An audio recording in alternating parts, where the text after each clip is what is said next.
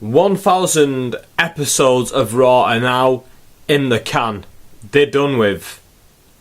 This is my review of show 1000. Let's get straight into it, shall we? It started off with a highlight package. I was texting a few of my mates at the time, and I texted them, and I think I even tweeted saying this, that this video package reminds me of why I'm a wrestling fan. Not just why I'm a wrestling fan, but why I love pro wrestling. It showed us so many of the great scenes through the years that the WWE have provided us. Showed me some of the things that I've grown up with as a person. Watching WWE has moulded the way that I am as a human being. I truly believe that it makes me do stupid things, and it all goes back to the things that I've seen on their products. Stuff like Vince McMahon sit down interview saying, Brett screwed Brett, and just all the awesome moments of recaps. It was fantastic. If you didn't see that, if you missed that bit, go back and watch it. Next up we saw Vince came out, and he basically came out and thanked all the fans. He said, "Thank you," and then the fans just started chanting, "Thank you, Vince! Thank you, Vince!" And then he says, "And now, D-Generation X, Shawn Michaels and Triple H come out." And they stood in the ring. They're doing a bit of the jokey thing. And again, I text one of my mates saying, when did Shawn Michaels become this comedy knobhead? Shawn Michaels is the greatest wrestler of all time. Let's be honest about it. He's not my favourite wrestler of all time, but he is the greatest wrestler of all time. Why is he the comedy fodder in this skit? Why is he always the comedy fodder in DX? I know they're supposed to be funny and light-hearted, but why is he the idiot? I don't understand that. Anyway, they say, oh, something's missing. Oh, and we got it. We got exactly what we wanted. We got DX, a pretty much full reunion, because we got New Age Outlaws, Road Dogg and Billy Gunn, and we got X-Pac. They all came down. They did a bit of a skit together. It was fantastic. Who was going to interrupt them? I thought it was going to be Brock Lesnar. It wasn't Brock Lesnar. It was Damien Sandow of all people, and I thought, what a rub for this guy. What a moment in his life to say, do you know what? I was in the ring with DX. I was in the ring with Triple H, Shawn Michaels, X-Pac and the New Age Outlaws. Obviously he goes in there and he starts his ramble on. Anyway, yeah, he gets a super kick from Shawn Michaels and a pedigree from Triple H, and then they all do all the catchphrases and all the good stuff, and we're like, yes, get in it. This is amazing. I love it. The show moves on. I think it might have been an advert break, but when we came back, JR comes down to the ring and he joins the commentary team, and I'm thinking, oh, this is fantastic. We're going to see JR at the commentary booth for this show. That's brilliant. Well, we do see him there for one match, and the one match was a 6-man tag. Rey Mysterio, Sin Cara and Sheamus beating Y2J, Ziggler and Alberto Del Rio. People after last week were saying, oh, we're going to see Ziggler versus Jericho on Raw next week. I was like, why? They've only just planted the seeds last week. Why would they just go and blow it off straight away? They fertilise that plant a little bit more. We want to see that match, because in the match Jericho is just about to do a move. Ziggler jumps up on the apron, bam, nails Jericho. Jericho turns around. I think he gets bro kicked and then gets pinned. Winners, of course, were Sheamus and Cole, like I said. It was nice to see Sin Cara, Rey Mysterio on the same team. I thought it was really interesting. And then, yeah, JR afterwards left commentary, and I was like, What? Why have they put him on if they're just going to take him off after about 5 minutes? Because that match wasn't even long. Anyway, there goes JR. Then we have Charlie Sheen on a Skype chat, and he was supposed to be tweeting all night about Raw. I don't know if he actually was, because there was a news story that Charlie Sheen's going to quit Twitter and all that, but I don't really remember it, if he did or not even. But yeah, Charlie Sheen starts talking on Skype, and it seemed like he just had a list of things in front of him what to say, like, oh yeah, this, and then oh, that Sheamus, he looks like a party guy. Like, Charlie Sheen wouldn't say that. He was far too generic. Anyway, then we had a tout about the Daniel Bryan AJ thing. Should they, shouldn't they? Then there was a Twitter vote. Was it AJ I do or AJ I don't? Will she marry Daniel Bryan or will she not? When it came back, this was the beginning of the second hour, we got AJ. Oh no, just before it actually. More importantly, in my opinion, we had AJ in a little promo backstage where she's saying, oh, it's going to be fantastic, blah, blah, blah, blah. And she turns around and says, come on Layla, what do you think? And then Layla's like, you're crazy. And then AJ's like, whoa, you think I'm crazy? Everyone's crazy. Let's open this door. They open the door, they see Hacksaw Jim Duggan going, see you later, tough guy, ho! And he walks away, and I thought, that's nice seeing Jim Duggan, although we always see him. Then we saw Arch. This was just bizarre. I don't know who came up with this, but it's something that I liked because it was stupid and it didn't really make sense, but not in the sort of way that the other WWE stuff doesn't make sense. This was just like totally random, which suited the point because they were all supposed to be mental. Anyway, Roddy Piper and R-Truth come with like a child skipping rope, like crouching down near to the floor, doing the skipping thing for little Jimmy. Imagine little Jimmy is doing the skipping ropes, and Roddy Piper and R-Truth are arguing over who's upset little Jimmy. Now that was pretty funny in my opinion. Then we got my first real mark-out moment of the night, and it was stupid, but it was just fantastic. I absolutely loved it. Where Mae Young comes by with just some guy, and I was like, what is this guy? And just as I figured it out, he said what he was. So I was like, oh, that's brilliant. And he was in a hand costume, and of course, over 10 years ago, Mae Young was pregnant with Mark Henry's baby, and she gave birth to a hand, and it was like the blow off to the strange angle, and it was pretty much wrestle crap, but it was funny. Well, as a child, I found it a bit. Well, as a child, I thought it was stupid as well, but it was funny to relive it now. They did a lot of that in the show. They did a lot of recapping old stuff.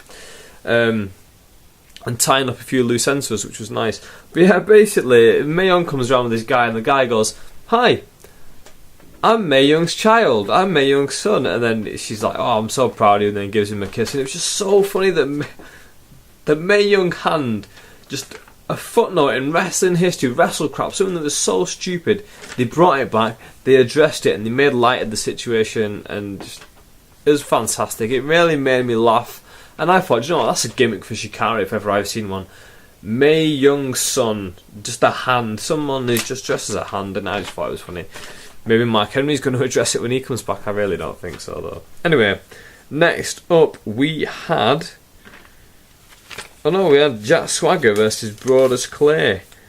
And then Brodus Clay, this is where they put Mick Foley into the show. Brodus Clay said, and here's my friend, Dude Love. And you know how Brodus Clay's intro is just so long because he has the girls introduce him, then he introduces the girls, and they come down, they dance, then he introduces Dude Love, so he comes down, and literally that took quite a long time. The match itself was like 3 seconds, headbutt, pin, 1, 2, 3. Jack Swagger's now lost to Brodus Clay, which I thought didn't make sense because I thought they were sort of going towards a Jack Swagger Ryback feud, and now they've just jobbed out Jack Swagger. So now he doesn't look that important when he goes into the feud with Ryback. Although maybe it's just about part of the progression with Ryback beating jobbers, who knows.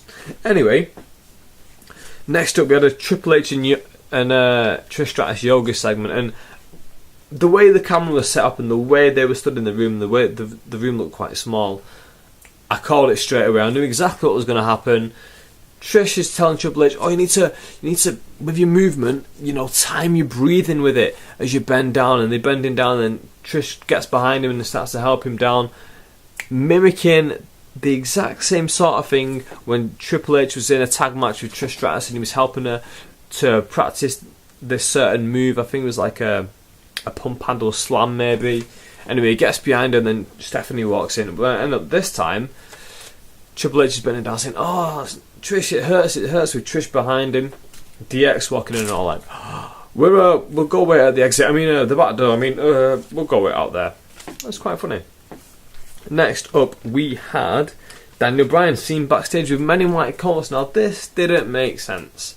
Well, it sort of did because he was in a white suit, and I thought that's hilarious how he's going to have his basically best men dressed as men in white coats, or actual men in white coats, but they just weren't seen ever again. Wasn't explained.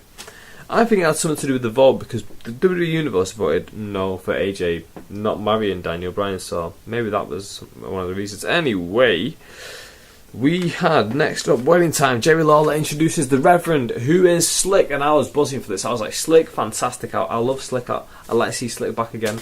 Love's maybe a strong word, but I do really like Slick. Slick came down. The crowd was just like, who's this guy? Which disappointed me. I was like, that's one thing that really annoys me about like younger fans is that they like to tell us all how big a wrestling fans they are, but they don't know who Slick is and they don't really care. And just like, you're not really a wrestling fan if you don't know who Slick is. Slick's been on lots and lots of pay-per-views in the 80s, probably on every single WWF pay-per-view in the 80s. Slick was probably on them all. If you don't know who he is, then what are you doing watching wrestling? Anyway, so we had the wedding. AJ says no to Daniel Bryan. She won't marry him, and I was thinking, right, who's going to interrupt it? Vince McMahon interrupts it and announces that AJ is the new general manager. So, let me just interject there 1 second and say AJ's done fantastic. She's about 26 years old. She's become the main female focal point of Raw, and now she's the GM. She's having a fantastic career already. Thing is that women don't really have a long shelf life, and I can see that she could get panned out in about 5 years' time. Anyway, she's doing great now. So it's totally random how Vince just makes her the GM. Then she skips around, fucks off a little bit, then Daniel Bryan is seething in the ring. Cuts the commercial break, comes back as he's in the ring. Punk comes out, just jibber jabbing with him. Daniel Bryan's like, I'm the best in the world. Then The Rock comes out. The Rock comes out to cut a promo on him. And this really annoyed me, actually. This is the one thing I didn't like about the show. Was Rock just buried Daniel Bryan. He called him a homeless dwarf, Lord of the Rings, beard face, and all this stuff, and just the creative team didn't give Daniel Bryan any ammo whatsoever. People will look at this and say, "Oh, Rock, he's so funny, he's so amazing." No, Rock's not so funny. Well, he is funny, don't get me wrong, but this is the creative team who write this script for him. They say, "Listen, Rock, go out there and say this." Between the Rock and the creative team, they come up with his verbiage and what to say. They also come up with what the other person says. So if they don't give the other person anything to say, then he's not allowed to say anything back. If they tell him what to say, then that's all he can say. So if they didn't give Daniel Bryan a clever comeback, then it just makes The Rock look even better, and Daniel Bryan look like a jabroni. So now, why do we care about Daniel Bryan?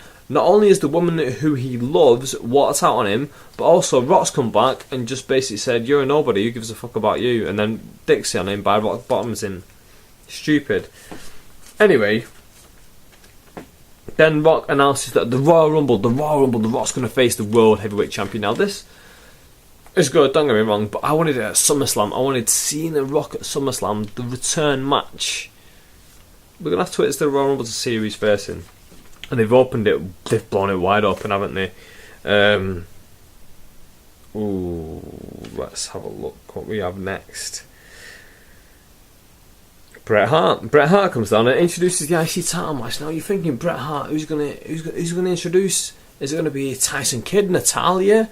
And then he mentions, I was IC champion back in my day. And one of my favourite matches was with Mr. Perfect. So I'm thinking, Tyson Kidd, Michael McGillicuddy, Mr. Perfect's son. They had some great matches on NXT. Maybe they're going to be given a chance on the main stage, seeing as this is 3 hours Raw. They're going big time. No, neither of them. He introduces Christian, of course, IC champion. Then he introduces The Miz. I was like, what? What's going on here? Miz. That's just totally random. Why is Bret introducing this? Couldn't he just do a backstage segment with, like, Christian saying, good luck in your match tonight. Anyway, Christian loses to The Miz. Miz is your new IC champ. Makes sense. Miz is going to be in a film soon. Don't know how long it's going to set to be released, but it's in the can now anyway. It's done. So that was cool. I suppose we got to see a Christian match, but he's lost the title to Miz, who I'm not a fan of at all. I'm warming to him, truth be told. Then we had Triple H and Heyman in the ring. They're talking about Brock, and I'm like, come on, WWE, you've told me this story so many times before. Triple H is going to ask for the match. Heyman's going to say, no, we're not going to do it, blah, blah, blah. And why are they doing it now? I want to see Brock Lesnar. Who we're going to see next? Stephanie McMahon comes down and starts slapping Paul Heyman all over the place, saying, you're a shit businessman. Basically, you're nothing like my father. My father's so perfect and all this. And I'm sat, first of all, the fans in the arena were all eating up, like, yeah, you're so amazing. And I was sat here, like, thinking, if Paul Heyman's a failure, then isn't everyone in that arena a failure as well? Because no one in that arena is as successful as her dad. So everyone in the arena is a failure basically, because they've not done as well as her dad. Because that's what she was telling Paul Heyman basically in her promo. And then the fans reading it, they're like, "Oh, Stephanie McMahon, give me your bullshit. Let me fucking have more of it." I fucking hated this segment with Stephanie. And when Brock Lesnar finally came out, I was like, please F5 Stephanie, that'd make it fucking all worth it. Stephanie just fucks off out there like, oh, so the only reason why we've had Stephanie come down is so that she can give Paul Heyman a bollocking and then make him look like just really weak by just battering him on the floor. Like, okay, that makes sense. Not. So yeah, Brock comes out, and then Triple H dicks Brock Lesnar as well, throws him out the ring. So I hope at SummerSlam Brock Lesnar kicks the shit out of him. I really want to see that F5 to Stephanie. Then we had, for some reason, Austin versus McMahon recap video. Now, we didn't see Austin for the entire show. I don't know why that was. But yeah, recap video, they probably did it because it was the biggest angle in pro wrestling history, really, wasn't it? They didn't mention WCW, though, which quite annoyed me that they didn't mention that the WCW and WWE Monday Night Wars was something that really revolutionised pro wrestling, which they should have really mentioned. Then we had Howard Finkel come down, and he introduces Heath Slater. Who's Heath Slater's opponent going to be? Lita. Lita comes down. I thought, oh, fair enough, whatever. Oh, I've got some protection though. Well, Lita using protection for once, well done. Next comes down the APA, and I was like, yes, get in. APA are going to kick the shit out of him. They didn't really do much. Heath Slater had to run away.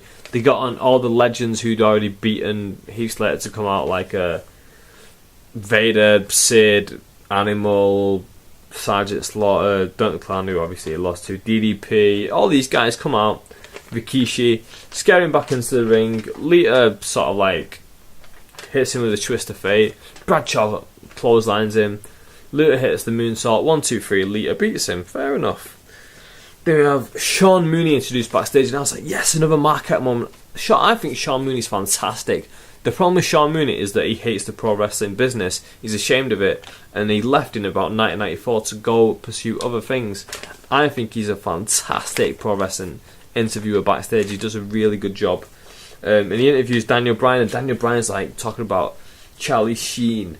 And he's like, oh, fuck Charlie Sheen. Who gives a fuck what he talks about? Because Charlie Sheen had got on the old Skype to Michael Cole, and he's like, oh, haha, he's an Oompa Loompa, because that's what the Rock says. Like, yeah, nice one. Again, going back to Berry and Daniel Bryan, let's call him an Oompa Loompa. Oh no, now we're putting him in a feud with Charlie Sheen, apparently, because now he's talking bad about Charlie Sheen. Like, oh, Charlie Sheen doesn't just need anger management, because that's what Charlie Sheen said about Daniel Bryan. He says, no, Charlie Sheen, he needs life management, that's what he needs.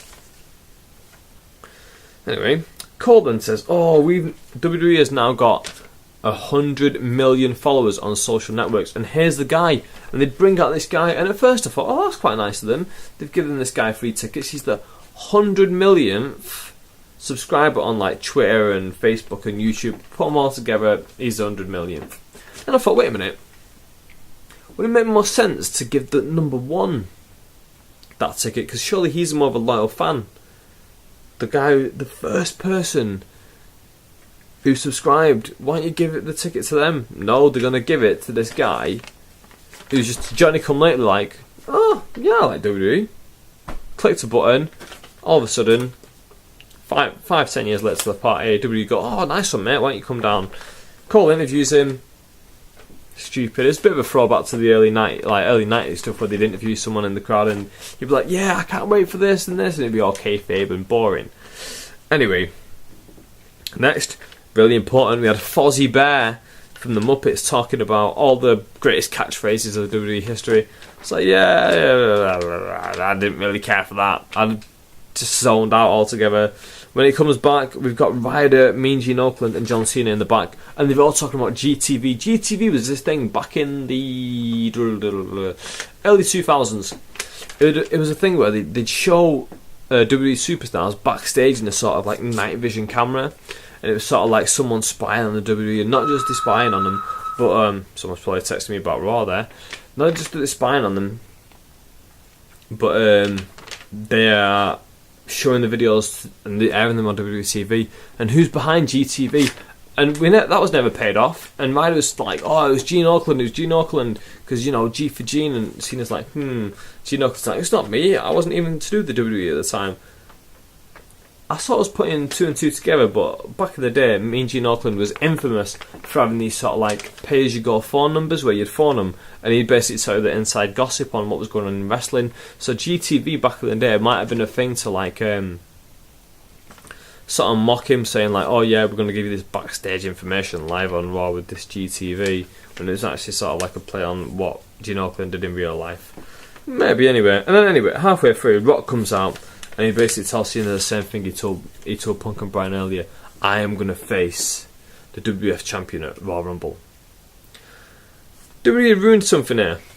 Earlier on in the show, well, when Rock first came out and said that, they started a Twitter vote of who do you want The Rock to face at Royal Rumble.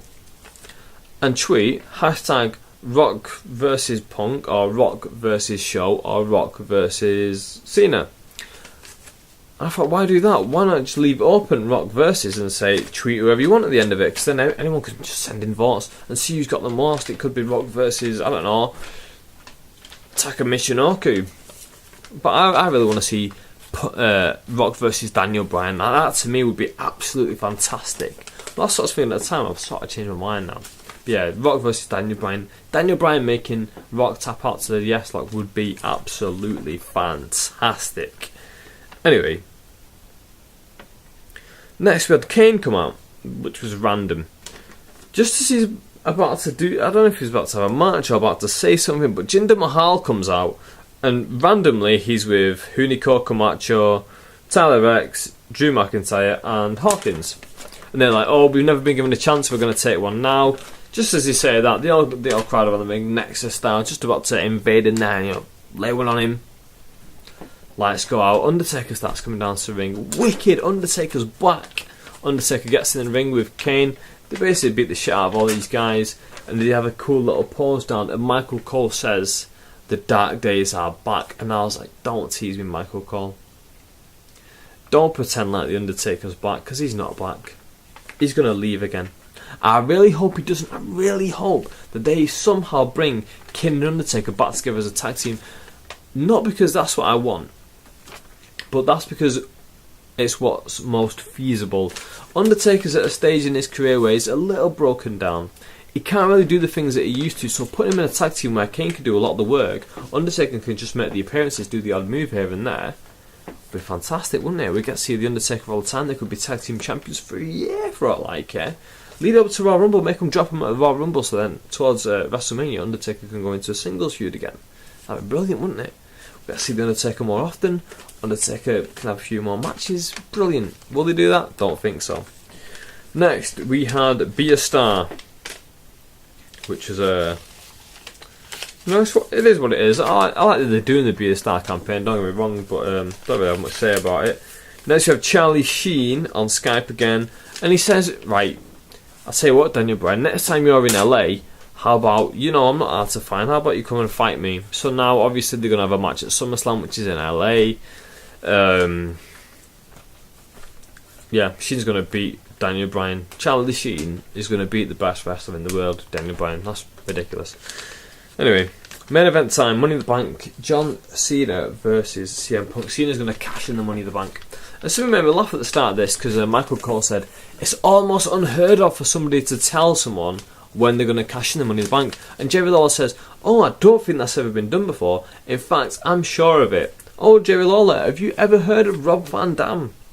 You were probably working the show, Jerry Lawler, when he announced that he was going to cash it in at the ECW show against John Cena. But never mind, Jerry, you're getting old. You probably force-fed that line from Vince to make John Cena look that bit better, and to forget about RVD. And also forget about Ken Anderson, who was the only person to actually win the case and not cash it in to win it, because he lost it to Edge, and Edge then cashed it in. So yeah, Cena versus Punk, and I was really pulling for Cena in this, and I really wanted him to win. It was a total reverse of when they faced each other at Money in the Bank last year, and I was like, come on Cena, beat him, please beat him, because I want to see you go on to face bigger and better things. And then The ref gets bumped. Cena's got he's hit the FU onto CM Punk. Referee's outside the ring. Cena goes to, mess around with him on the outside. Come on, mate, get up, mate. You're supposed to be working over here, not having a nap. Come on, what are you doing, idiot? Just because you've been not stay outside, don't mean you can have a padding so you're not coming back. Anyway, John Cena decides, I'm just going to walk back into the ring without looking. He's just missed the Big Show, 7 foot tall, 500 pounds. How can you miss him? He does though. John Cena must be thick. So Cena gets in the ring, bam, he's speared by the Big Show. John Cena gets up, bam, he's nailed with a punch. And I was thinking during this time, hey, wait a minute, CM Punk looks like a coward in the corner, because CM Punk's like cowering, like, oh no, don't hurt me. He's cowering. I'm like, oh, what's going on there? He looks like a coward. I'm going to mention that in my review. And then Cena somehow turns the tables on Punk after Punk gets the referee back in the ring. Punk covers him, he kicks out. Punk goes to hit the GTS. Cena spins out of it, gets him in the STFU. Punk may be about to tap when Big Show nails him. Referee calls for the bell. What's going to happen with the Money in the Bank case? Who knows? Maybe they're going to reinstate it because the match was interfered in. That's probably what they should do. But then they have this interesting thing where Big Show's beating up on John Cena and Punk's just chilling out like, oh, I don't know what to do. And you're like, oh, come on, Punk, you turning heel here. And I was thinking, oh, this is a long-term thing in the process. This is Macho Man turning on Hogan. This is going to be fantastic. And just as he's walking away, if you smell, and Rock comes down and Rock starts beating on the Big Show, and you think it might have hit him with a rock bottom. Oh no, I think he hit him with a spine buster, and he's just about to, run up and do the people's elbow. And as he does, bam! Punk comes back in and nails him. Yes. Thank you, Punk. You just saved yourself. You're brilliant again. You're the hottest thing in pro wrestling again. Because now Punk has nailed The Rock. The crowd are booing the shit out of him. Punk gets The Rock up, nails him with the GTS. The fans are hating him. The fans are booing on him. Punk's all just like feigns, puts a title around his waist and like walks out, and I was thinking, brilliant, what a way to end the show. Absolutely fantastic. Cena failed in his, because I wanted Cena to win it and then face Rock at SummerSlam. Not going to do that. They could do a 4-way at SummerSlam. Imagine that. Imagine if Rock just comes back next week saying, no, you fucked up last week, and now I'm going to come back for your ass. And then they all go at it. 4-way match. Fantastic. It helps to protect The Rock as well. It doesn't have to do as much work. Will they do that? I'm not too sure. But anyway, high point of the show was, okay, for the fun point, I'd say Mae Young's hand. Mae Young's son, that was brilliant. But, serious point, Punk turning heel at the end, it was absolutely brilliant. I really loved that. Low point, Rock just sticking all over Daniel Bryan. Didn't really make much sense. The fact they put him in a feud with, Charlie Sheen, it will probably up his profile, and that may be what they're trying to do here, trying to make him more of a celebrity, trying to make him more famous, but whatever. Did the show meet my expectations? Yeah, I think it did. I was really expecting big things from this show, and I think it hit it. If I was going to give this a rating, 9 out of 10. 10 out of 10. This is a really awesome show. This is one of the best Raws I can ever remember seeing. Where do we go from here? I'm not too sure. I mean, if they bring Undertaker back to work a very light schedule, I'd love that. I'd absolutely would love that. Will The Rock be involved next week? Who knows? Will he do a via satellite promo? Maybe. Brock Lesnar, will he come back to get revenge on Triple H? I really hope so. I wanted him to kick Shawn Michaels' ass to sort of like get at him, but he didn't do that yet. So yeah, let me know what you thought of the show as well. I'm really interested to see what you thought of the show. Sorry, this has gone on a long way. This is going to be a 30-minute video by the end of it, probably my longest ever one. Yeah, so let me know what you thought of the show. I thought it was fantastic, as you can tell. I'm sure all of you didn't think it was fantastic, but let me know what your high points were. Let me know what your low points were. Stuff that you really liked, stuff that you didn't like. The usual stuff. Where do you think things are going to go moving forward? What would you have liked to see that you didn't see? Yeah, just let me know your general thoughts down below. Don't forget to subscribe above. above. Share this through social media, whether it's posting it on your Facebook wall or sending it via Twitter or telling a mate, help me out. Give me a like or a dislike, all that. And I'll see you very soon with another video. Thanks for watching.